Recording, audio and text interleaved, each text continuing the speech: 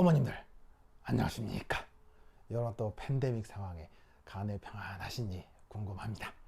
자, 오늘은 이번에 학생들이 그 중간고사 쳤었죠. 그거 이제 어떻게 그 결과가 나왔는지 이제 설명드리도록 하겠습니다.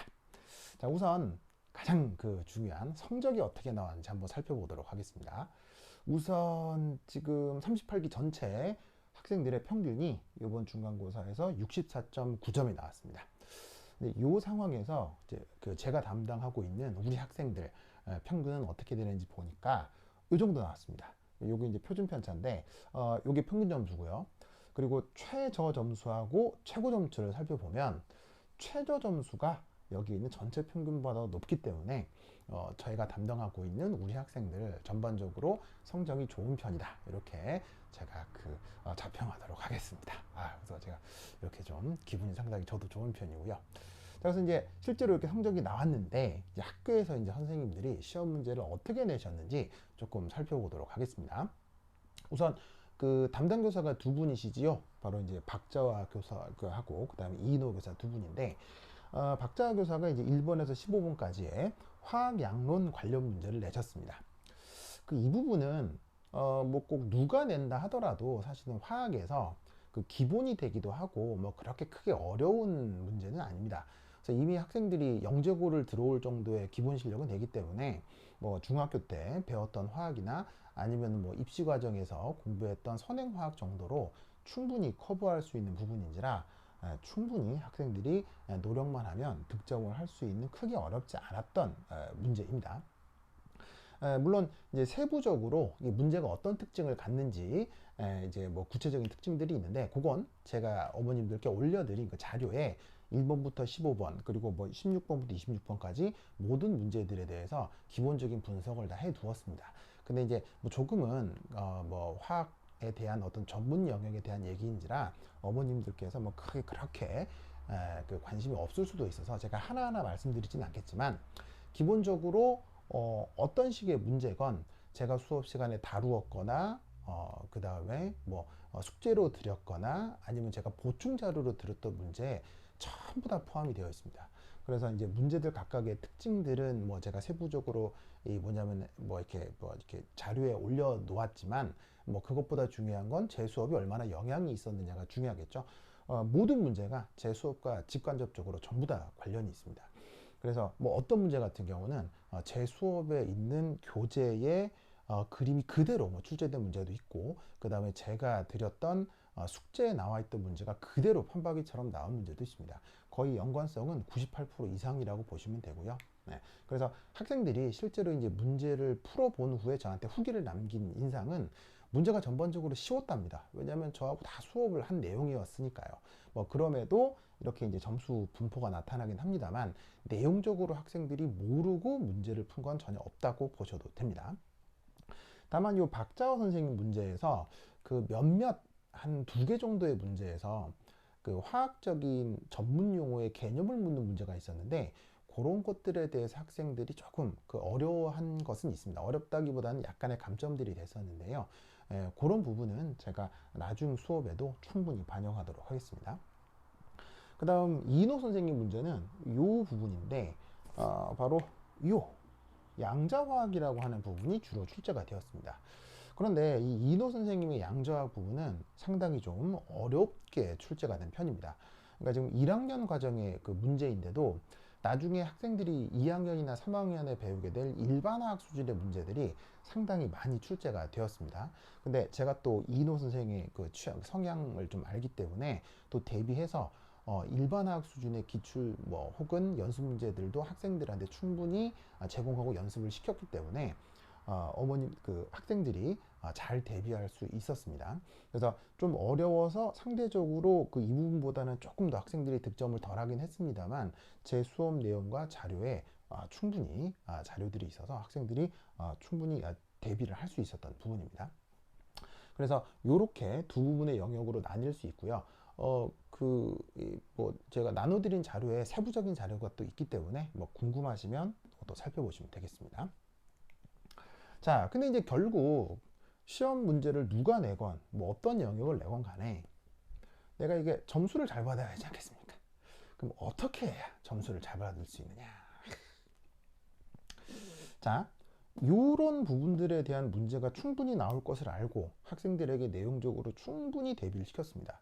그래서 학생들은 제 수업과 제 자료들을 충분히 공부를 했다면 내용적으로는 충분히 숙지를 했음에도 불구하고 사실은 내가 잘 알고 있는 것과 점수를 넣는 건 좀 다를 수 있죠. 그래서 이거와 별개로 제가 항상 학생들에게 강조한 게 바로 요겁니다. 요거. 자, 얘를 조금 더 개념을 확장하면 실수죠, 실수. 자, 이게 뭐냐면 예를 들면은 제가 어떤 시험을 치는데 중간고사가 됐건 기말고사가 됐건 중학교 때건 고등학교 때건 시험 문제를 푸는데 그 문제에서 만약에 어떤 실수가 있었다고 치겠습니다. 그럼 실수 덕에 약간의 감점이 생기겠죠?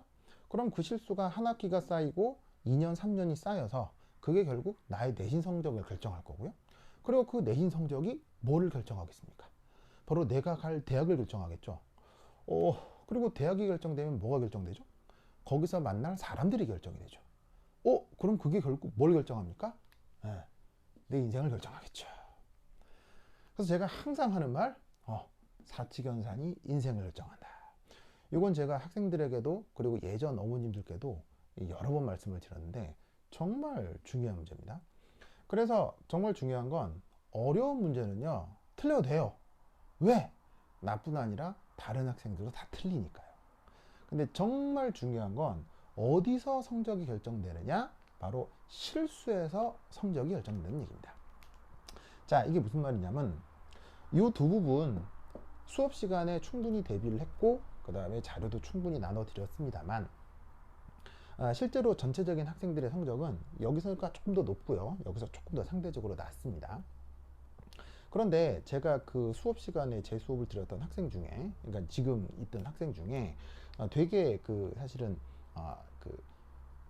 내신 선행 수준이 그렇게 높지 않은 어떤 학생이 한 명 있었습니다. 그래서 그 학생이 저한테 질문을 할 때 굉장히 이 기초적인 것도 막 질문을 하고, 그래서 제가 그 질문을 볼 때 이 학생은 상당히 이 뭐냐면은 공부가 많은 수준 돼 있진 않구나 이런 인상을 받았던 학생인데, 그 학생 같은 경우 역시나 요 부분에서 그렇게 좋은 득점은 못했습니다.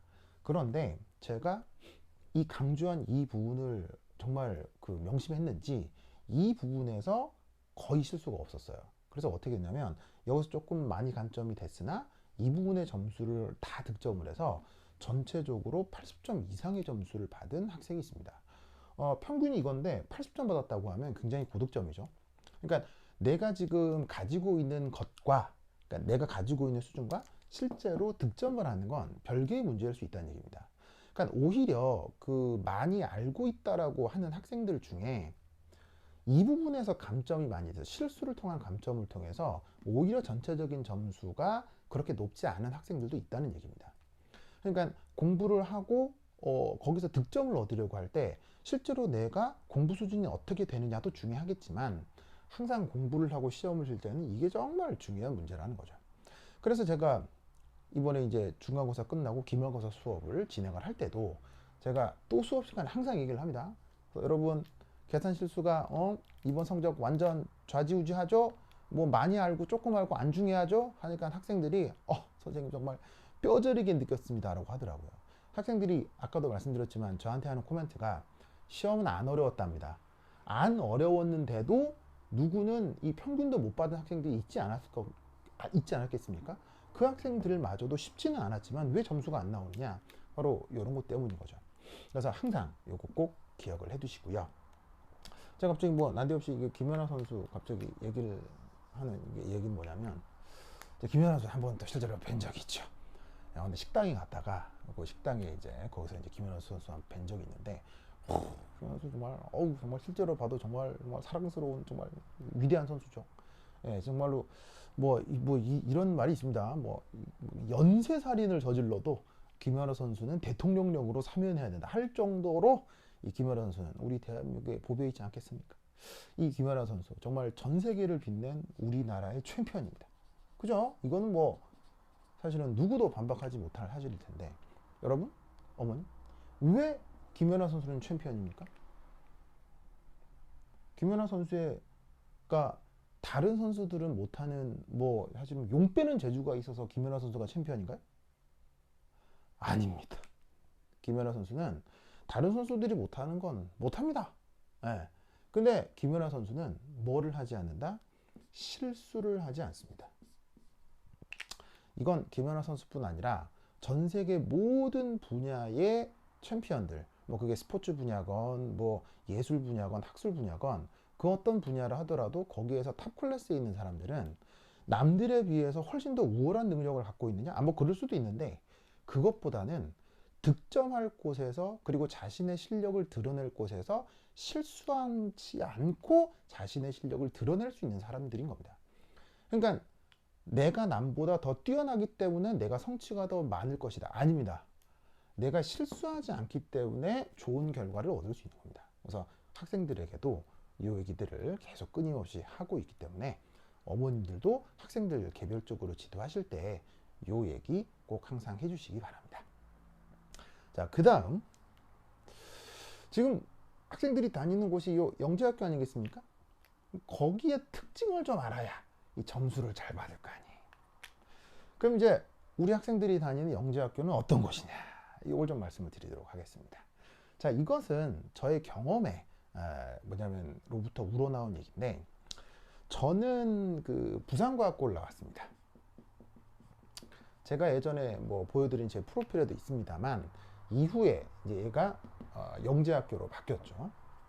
그래서 이제 아주 초창기 멤버입니다. 그러니까 제가 92년 입학을 했기 때문에 굉장히 초창기, 그러니까 제가 부산과학고 2기거든요. 굉장히 뭐 하여튼 옛날에 나왔었는데, 그러니까 저도 여기를 나왔고 하다 보니 영재학교에서 학생들의 마음가짐이 어떤지 그 심리 상태에 대해서 조금 말씀을 드릴 게 있습니다. 그래서 조금 이제 이걸 아셔야 될 텐데, 우선 영재학교라는 곳이 어떤 곳이냐, 바로 아는 체 하는 곳입니다. 아는 체. 아는 체? 그거 왜 우리 평소에 뭐 너 되게 아는 체 한다, 그 아는 체 그거 얘기하는 겁니다. 예. 자, 이게 무슨 말이냐면 이 영재학교에서는 모두가 아는 체랍니다. 여기서 모두가라는 거는 학생뿐 아니라 교사들도 아는 체랍니다. 아, 이게 무슨 말이냐? 이게 학생들의 아는 체와 교사들의 아는 체는 약간 그 입장이 좀 다릅니다. 이게 그 이 영재학교에서 이 학생들 관점의 이 아는 체는 이 뭐냐면, 자, 어쨌거나 영재학교에 올 정도면 중학교 때 어떤 학생들이겠어요? 중학교 때 상위권 학생들이었겠죠. 그렇죠? 그러니까 중학교 때 예를 들면 뭐 공부 잘한다, 너 똑똑하다, 이런 얘기를 계속 들어왔고 스스로도 그렇다라고 그냥 남몰래 생각하고 있었던 학생들이었을 겁니다. 난 꽤 잘났을 거야. 난 굉장히 능력 있는 사람이었을 거야. 그런데 이런 학생들이 잔뜩 모여있는 영재학교에 들어와 보니 이제 학생들이 여기서 이제 멘탈이 붕괴되기 시작하는 겁니다. 뭐냐면 나는 굉장히 잘하는 애인 줄 알았더니 여기 와서 보니까 뭐 거의 바닥이야, 꼴찌야. 뭐 모든 과목에서 그렇진 않겠지만 어느 부분에서 그런 좌절감을 느낄 수 있는 겁니다.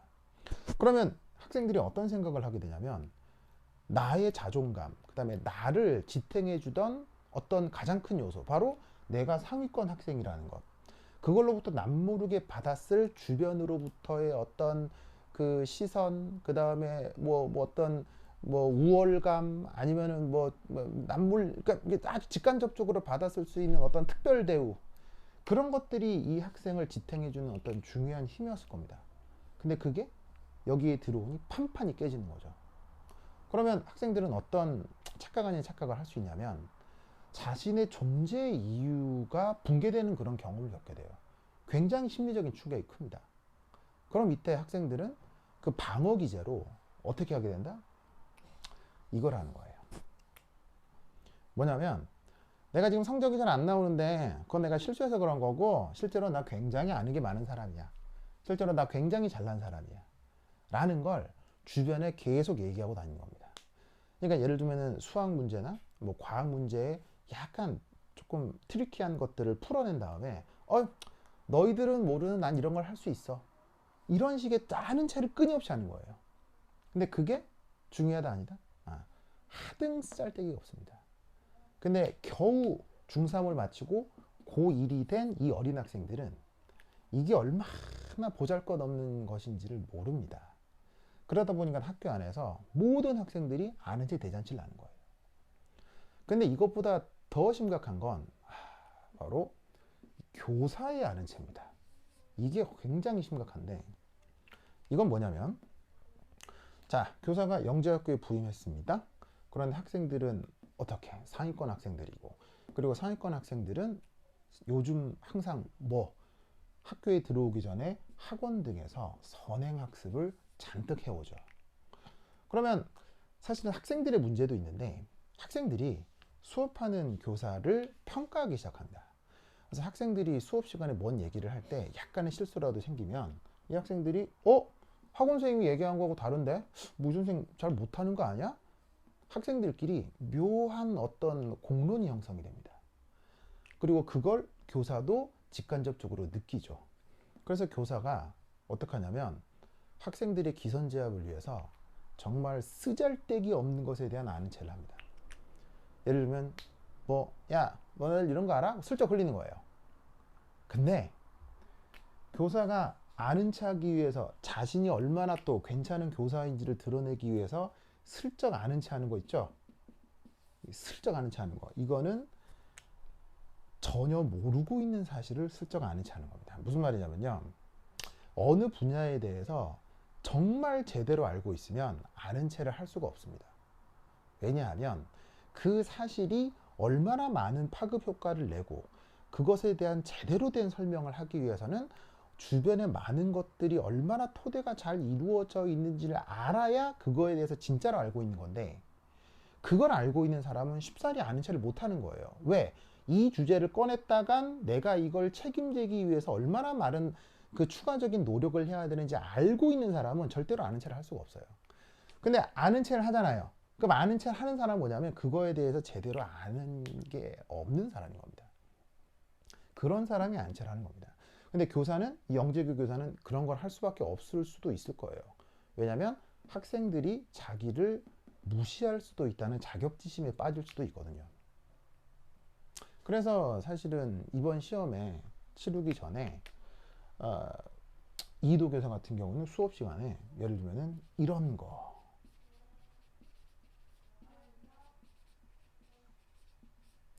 혹은 이런 거에 대해서 굉장히 수업 시간에 슬쩍슬쩍 아는 체를 하셨던 모양입니다. 근데 이런 걸 교사가 자기의 우월감을 드러내기 위해서 슬쩍슬쩍 아는 체를 하면, 그건 교사의 자기의 자격지심에 의한 말일 수도 있지만 이걸 받아들이는 학생 입장에서는 어떻게 되겠습니까?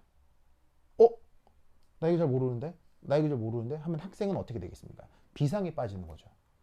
교사가 슬쩍 아는 체라는 건 학생들이 이런 것들을 통해서 교사를 우러러보게 만들려고 하는 심리적 상태일 수 있습니다. 근데 이런 것들을 딱 얘기를 하면 학생들은 어떻게 되냐면 어떡하지? 나 이거 모르는데? 이거 모르면 이번 시험 망하는 거 아니야? 하고 비상에 빠지는 거죠.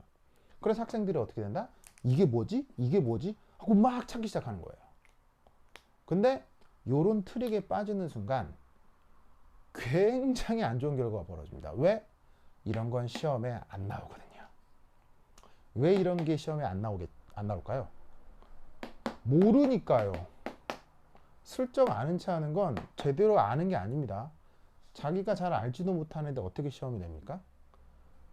당연히 이번 시험에 나왔겠습니까? 안 나오겠습니까? 안 나옵니다. 근데 학생들은 이런 것 때문에 비상이 걸리는 거죠. 그래서 학생들이 어떻게 되냐면 이런 걸 찾다. 왜냐하면 이런 걸 알려면 수학적인 수준이 굉장히 높아야 됩니다. 물리학적인 수준도. 그래서 이걸 찾아내려면 웬만한 자료가 아니라 아주 고급 수준의 교재들이 필요하고요. 그러니까 겨우 중학교를 졸업한 고1 학생들이 이런 걸 할 수 있느냐? 못하죠. 그래서 학생들이 이런 것들에 대해서 저한테 질문을 합니다. 그러면 제가 어떻게 하겠습니까? 당연히 친절한 설명 후에 이런 것들은 절대 시험에 나오지 않는다라고 제가 안정을 시킵니다. 그래서 이번 학생들 이런 것들에 대해 현혹되지 않고 충분히 내신 준비해서 성적이 잘 나올 수 있었던 것 같습니다. 그래서 이 영재학교에서는 이런 식의 아는 체 대잔치가 무지막지하게 많이 나옵니다. 근데 그런 것들에 현혹되시면은 정말 좋은 성적을 얻을 수가 없습니다. 그래서 교사가 하는 말을 가려 들을 수 있는 어떤 능력이 있어야 됩니다. 그런 것들을 제가 대신 해드리는 거고요. 그래서 요거 영재학교에서 비일비재하게 일어난 일이다. 그 다음 두 번째, 영재학교에서 벌어지는 어떤 평가 중에 수행평가라는 것과 R&D 활동이라는 게 있죠. 뭐 리서치 앤 디벨롭먼트라고 해서 나중에 요거와 관련해서 뭐 아주 막 뭐 논문 같은 거 쓰고 뭐 졸업 전에 뭐 그런 거 하는 거 있잖아요. 요거 어떻게 생각하셔야 되느냐?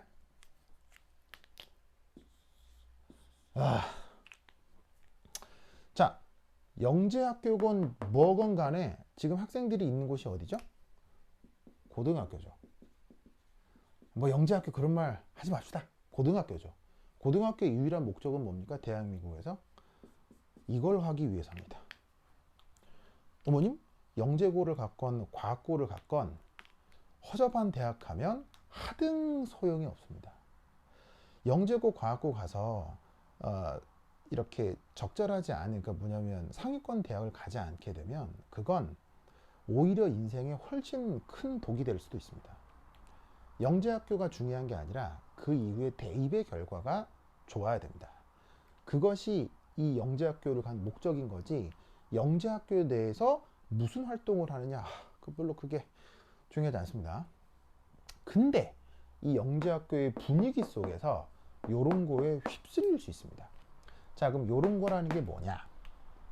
당연히 영재학교의 수행평가와 R&D이기 때문에 이런 내용들은 고교 교과과정일까요? 아닐까요?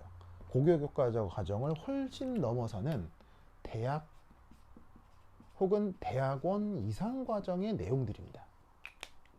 그럼 이런 것들이 대입에 영향을 줄까요? 전혀 영향을 주지 않습니다. 그걸 아셔야 됩니다. 자, 뭔 말이냐? 예를 들어서 뭐 졸업 전에 R&D 해가지고 논문 하나 쓴다고 치겠습니다. 그럼 이 논문의 성격을 한번 살펴보죠. 자, 겨우 고등학생입니다. 논문 썼어요. 이거 뭐 하려고요?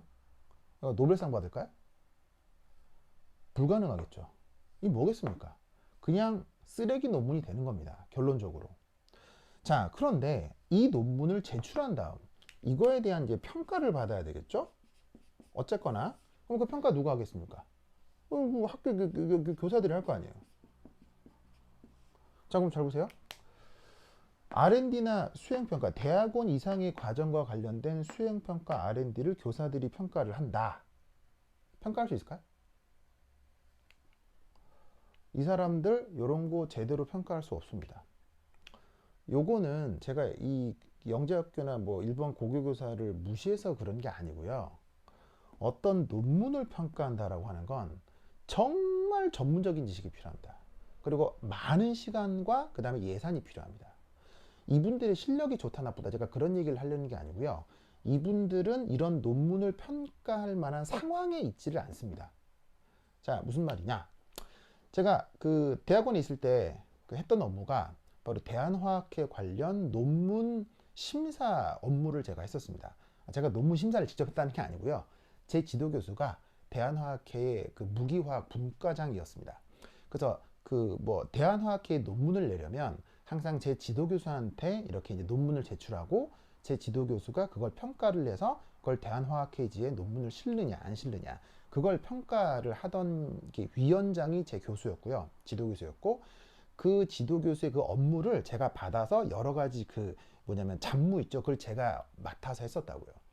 그때 이제 이걸 어떻게 하냐면 어느 대학의 어느 교수 혹은 뭐 박사과정의 누구가 논문을 보내오잖아요. 그러면 제 지도 교수가 그걸 보고 거기서 지도 교수가 직접 평가를 하는 게 아니고 지도 교수가 레프리를 정합니다. 그럼 레프리는 또 누구냐? 바로 대한민국에 있는 어떤 대학의 교수님 혹은 뭐 삼성이나 LG 같은 대기업의 박사과정 뭐 박사 연구원으로 있는 분들한테 그런 논문을 위탁하는 겁니다. 평가를 해달라고. 그래서 제 지도 교수가 그런 박사급 이상의 뭐 연구원들이나 교수들을 선정해서 그 사람들한테 이 논문을 보내는 거예요. 그래서 동일 논문을 3카피 정도, 그래서 위원이 3명 정도가 되는 겁니다.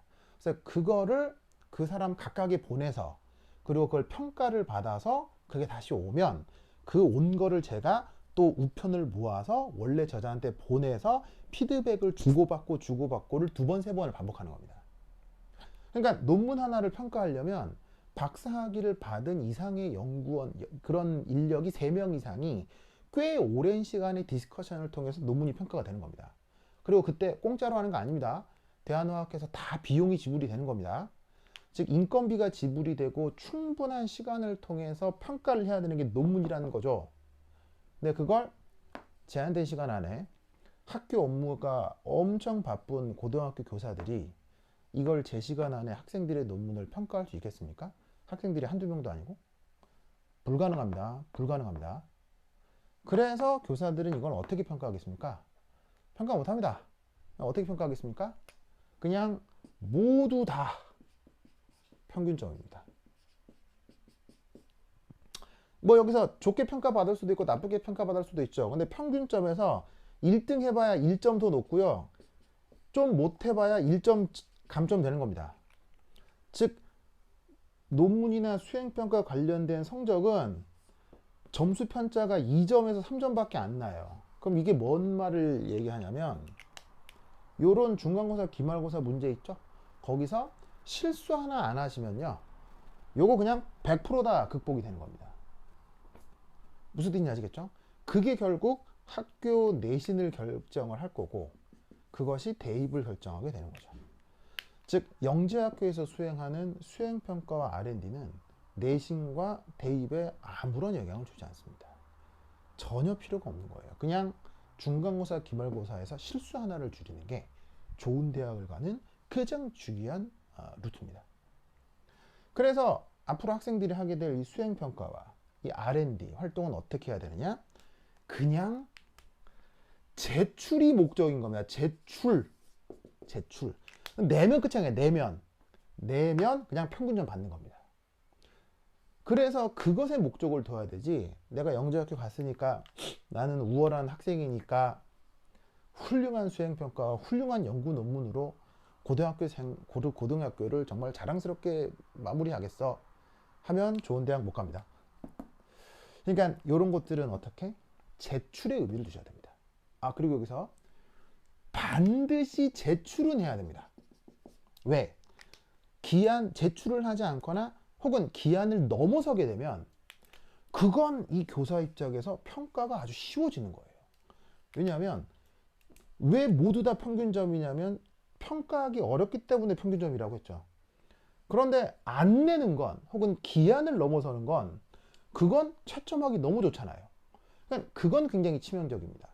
그러니까 수행평가와 R&D는 교사가 제시한 듀 데이트까지 빨리 제출하면 그걸로 끝나는 겁니다. 그래서 학생들에게 항상 요 얘기, 저도 하지만 어머님들도 요 얘기들을 충분히 해주시기 바랍니다. 아시겠죠? 자, 그래서 제가 학생들을 위해서 운영하는 제 수업 어떻게 진행되는지 조금 말씀을 드리면 학생들이 학교 내신과 혹은 학교 수업을 충실히 이해할 수 있도록 저는 항상 충분한 설명, 그 다음에 예시 등을 들어서 학생들이 이해하기 쉽도록 제가 충분히 노력하고 있습니다. 앞으로도 더욱 열심히 노력할 거고요. 그 다음에 이제 제가 또 제 수업을 운영하는 또 하나의 목적은 바로 이겁니다. 학생들 입장에서 시간을 절약하고 내신이 향상돼야 된다. 자, 이게 뭐냐? 이게 직접 관련이 있는 거겠죠? 자, 이게 뭐냐? 자, 수행평가 내긴 내야 됩니다. 근데 그 수행평가가 사실은 중요하다고 그러지 안 중요하다고 전혀 안 중요하다고 했죠. 혹은 아까 이노 교사가 익스체인지 에너지, 파울리 원리 이런 것들을 슬쩍 언급을 하고 이런 것들을 수행평가로 돌리기도 했습니다. 그러면 이런 것들을 학생이 받았을 때 저는 어떻게 해야 될까요? 바로 어떻게 해야 되느냐? 이런 것들이 학생들의 내신 공부에 영향을 받지 않도록 학생들의 시간 절약에 제가 서비스를 해야 되는 거죠. 무슨 말이냐면 학생들이 이런 주제 혹은 뭐 그 외의 수행평가 주제들을 부여받았다고 치면 학생들이 저한테 얘기를 합니다. 그럼 제가 그거와 관련해서 자료를 만들고 문제풀이를 해서 학생들 개별적으로 다 제가 보내드렸습니다. 그래서 학생들이 이 쓰잘데기 없는 것들에 시간을 써서 내신에 영향을 받지 않도록 최대한 시간을 줄일 수 있도록 제가 자료를 만들어서 학생들한테 다 드렸고요. 그 다음 이제 또 중요한 게, 저희 사실은 저하고 학생들 수업이 학교 중에는 원활하게 이루어질 수 없지 않습니까? 학생들이 2주마다 퇴사를 하니까. 그래서 어떻게 했냐면, 학생들이 학교에 있는 기간 동안 학생들이 시험 준비, 대비를 해야 되겠죠. 그때 학생들이 여러 가지 질문을 합니다. 뭐 직전에 학교에서 나왔던 얘기들이나, 아니면 문제를 풀었을 때 이상한 것들이나, 혹은 뭐 제 숙제에서 어려웠던 거나, 아니면은 뭐 이렇게 뭐 학교 교사가 갑자기 낸 주제라거나, 그런 것들이 시험에 나올 수 있을 거라고 제가 판단이 들면, 그 주제들에 대해서 제가 문제를 풀어서 뭐 사진을 찍어서 학생들한테 제공하기도 하고, 아니면 관련 자료를 만들어서 올리기도 하고, 심지어 제가 그 주제와 관련돼서 조그맣게 영상 강의를 찍습니다. 그걸 유튜브에 올려서 학생들 모두 다 볼 수 있도록. 예를 들면은 그 박자호 선생님 문제 중에서 요번에 이제 가장 중요했던 문제 중에 하나가 그 산화환원 반응식과 관련된 문제가 아주 중요하게 출제가 됐습니다. 이 학생들이 이거 사실은 약간 실수를 할 요소도 있고 약간 까다로운 부분도 있었기 때문에, 제가 이거와 관련해서 정말 이거와 관련해서도 제가 강의 촬영을 집에서 따로 해가지고, 방금 지금 어머님들이 보시고 있는 이런 것처럼 제가 촬영을 해서 학생들한테 올리고 피드백 받고 계속 했었습니다. 그래서 아마 학생들 시험 치기 한 보름 전부터 제가 학원에서 벌어지는 수업 외에 집에서 막 15시간 이상씩 강의 촬영을 해서 학생들에게 제공을 했었습니다. 그래서 아마 그 노력으로 학생들이 이제 성적들도 좋지 않았나 싶습니다. 그래서 앞으로도 뭐 기말고사가 됐건, 뭐 2학년 과정이 됐건, 3학년 과정이 됐건, 저는 변함없이 계속 학생들에게 이렇게 서비스를 할 예정입니다. 그래서 요 이제 어머님들 좀 믿어주시고 계속 맡겨주시면 앞으로 더더욱 열심히 하도록 하겠습니다. 자, 그리고 이제 제가 마지막으로 조금 당부드리고 싶은 얘기는, 어머님들이건 뭐 학생들이건 뭔가 결정을 하기 전에는 그 주변에 이게 좀 자문을 얻고 혹은 상의를 하고 뭔가를 좀 결정해 주셨으면 좋겠습니다.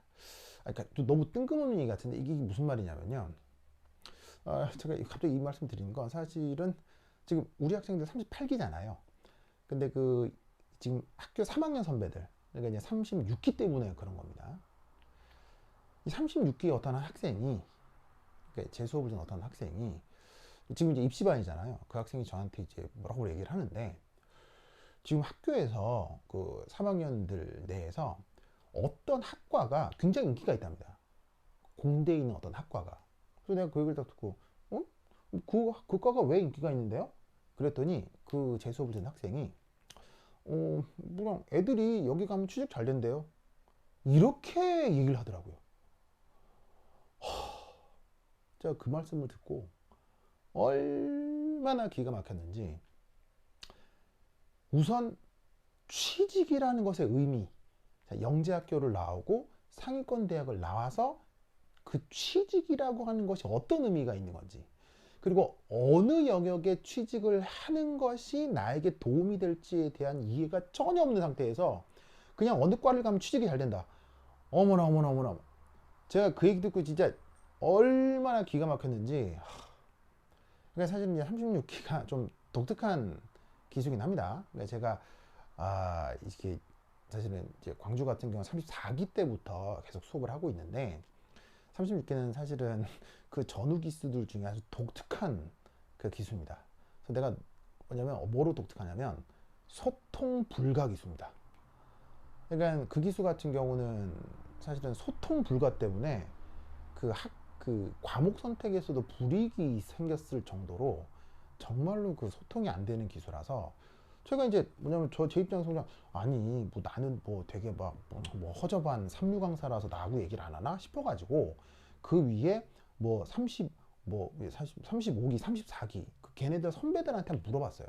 아니 그럼 거기 36기 애들은 지금 왜 나하고 얘기를 잘 안 해요? 그랬더니 그 위에 선배들도, 걔들은 좀 이상해요. 뭐 우리하고도 전혀 얘기를 안 해요. 뭐 이렇게 좀 뭐 그 기수만의 독특한 분위기인 것 같은데, 그게 결국 그 학생들 개개인의 글쎄 뭐 불이익이라고 할까요? 불이익까지는 아니더라 하더라도 약간의 불편들이 생길 거란 말씀이죠. 그러니까 사실은 이제 뭔가를 결정하기 전에 가장 가까이 있는 선배, 후배 혹은 동기들과 상의할 수 있지 않습니까? 그거를 조금 어머님들도 좀 항상 생각을 좀 해주셨으면 좋겠습니다. 특히나 이제 학생들의 진로 관련해서는 제가 상당히 드릴 말씀이 많은데, 제가 아까 이 부산각고를 나왔다고 했죠. 이 부산각고 2기는 좀 특별한 기수이긴 합니다. 이때 이제 고3 때까지 제가 몇 명이 남았었냐면 37명이 남았었는데, 이 37명 중에서 제 기수들 중에서 그 꼴찌하던 여학생이 이대를 갔고요. 꼴찌하던 남학생이 고대를 갔습니다. 그럼 나머지 전부 다 서울대를 다 갔습니다. 그럼 이 중에는 그 해의 수능 수석, 그 다음에 그 해의 서울대 수석, 그리고 그 해의 수능 여자 수석이 다 제 같은 반이었습니다. 그래서 지금 이 중에는 그래서 사실은 저는 이 중에서 한 중간 정도 했던 성적을 갖고 있고요. 그리고 그 이후에 저 역시 공부를 굉장히 잘 했습니다만, 물론 저는 보잘것없는 삼류 학원 강사가 됐습니다만, 요제 기수들 중에는 지금 그 업계에서는 말만 하면 아는 아주 유명한 그 IT 업체의 CEO가 된 제 동기들도 있습니다. 그러니까 이 말씀을 드린 이유가 지금 제 학생들은 제 제자지만 다른 관점으로는 같은 업종에 있는 그 뭐냐면 선후배 사이라고 할 수도 있는 거죠. 그러니까 학생들이 나중에 어떤 그 대학을 가고 어떤 학과를 가고 어떤 직업을 취하면 그 이후에 어떤 가능성들이 있는지 제가 제 동기들의 모습을 통해서라도 이게 뭔가 좀 도움이 될 수 있는 얘기들을 해드릴 수 있을 것 같아요. 특히나 그 학과 관련 선택, 대학 관련 선택 관련해서 저는 학생들한테 드리고 싶은 아주 소중한 얘기들이 많습니다. 예를 들면 입시 전문가들이 지금 이 학생의 성적이 몇 점대니까 어느 과가 합격권에 있고, 그 다음에 미래에 어떤 업종이 유력하기 때문에 요 과를 선택하면 좋습니다 따위의 그런 하등 쓰잘데기 없는 얘기 말고요. 그런 얘기 말고요. 진짜 소중한 또 제 주변의 얘기들을 제가 해드릴 수 있습니다. 진짜 취업이 뭔지, 정말 직업을 선택하는 게 뭔지, 특히나 이 영재고 과학과 학생들이 어떻게 미래를 설계해야 될지에 대한 또 하나의 어떤 그 지혜들을 제가 전달해 드릴 수 있을 것 같아요. 물론 제가 다 맞다는 게 아니고요. 어떤 한 방편의 이야기들을 말씀해 드릴 수 있을 것 같아요. 그래서 기회가 되면 어머님들한테 바로 대학 선택, 그 다음에 학과 선택, 그 다음에 차후 미래 진로 선택과 관련된 제가 또 특강 한번 해드리고 싶은데 어머님들 시간이 가능하신지 모르겠네요. 어쨌건 그래서 이러한 관점으로, 그러니까 단순히 학생들이 내신을 잘 받는 것을 넘어서 미래에 어떤 진로를 선택해야 되는지까지 연장선상에서 제가 좀 신경 써서 수업들을 계속 하도록 하겠습니다. 그래서 어쨌건 이번 중간고사는 결과가 좋아서 전 개인적으로 상당히 감사하게 생각합니다. 제가 수업을 잘해서였겠습니까? 학생들이 열심히 해줘서 그런 거죠. 그래서 학생들한테 더더욱 감사드리고, 이런 훌륭한 학생들을 저한테 맡겨주신 어머님들에게는 더더욱 감사를 드립니다. 네.